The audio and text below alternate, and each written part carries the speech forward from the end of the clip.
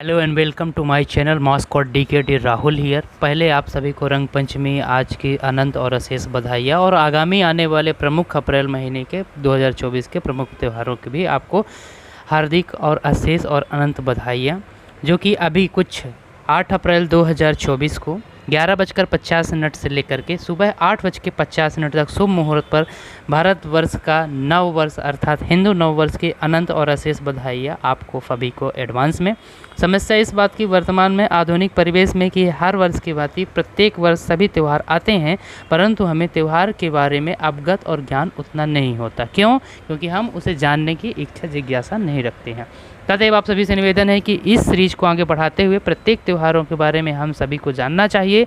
इसलिए आज हम समझे कि इसकी आवश्यकता है, तो हम आगामी त्यौहार जिसे गुड़ी पड़वा के नाम से जाना जाता है, जो कि प्रमुख रूप से भारत देश के सभी अन्य राज्यों पर अन्य नामों से इसको जाना जाता है।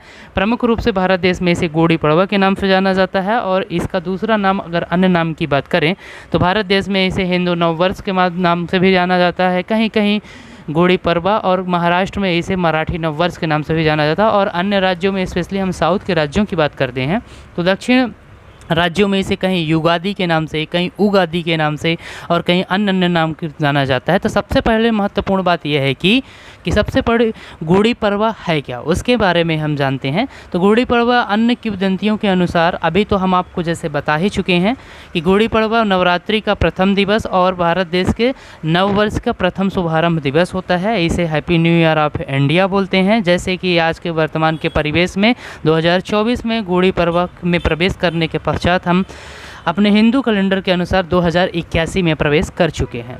और अन्य किंवदंतियों और पौराणिक मान्यताओं के अनुसार भी यह कहा जाता है कि ये इस दिन भगवान श्री ब्रह्मा और अन्य देवताओं के सहयोग से, ब्रह्मा विष्णु और महेश के सहयोग से सृष्टि का सृजन हुआ था, सृष्टि की रचना हुई थी।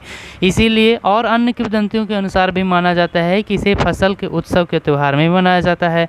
और भी अन्य प्रकार की किंवदंतियों के अनुसार अन्य पर प्रमुख रूप से इसे हम भारतीय नववर्ष का प्रारंभ दिवस मानते हैं, मराठी नववर्ष मानते हैं, और अन्य के अनुसार सृष्टि के रचना दिवस के रूप में भी हम इसे मनाते हैं। अब बात करते हैं गुड़ी और पड़वा शब्द का प्रमुख अर्थ क्या होता है। गुड़ी का मतलब होता है विजय पताका, विक्ट्री ऑफ सिंबल। हाँ, और वन मोर थिंग्स हम आल्सो द फॉरगेटिंग इट कि it's related to Chhatrapati Shivaji Maharaj. Chhatrapati Shivaji Maharaj जब अंग्रेज घुसपैठियों को मारकर भगाया था, तब भी इस उपलक्ष्य में आई थिंक वो दिन था गुड़ी पड़वा का, इसलिए महाराष्ट्र में इसे कुछ विशेष तौर पर ही मनाया जाता है।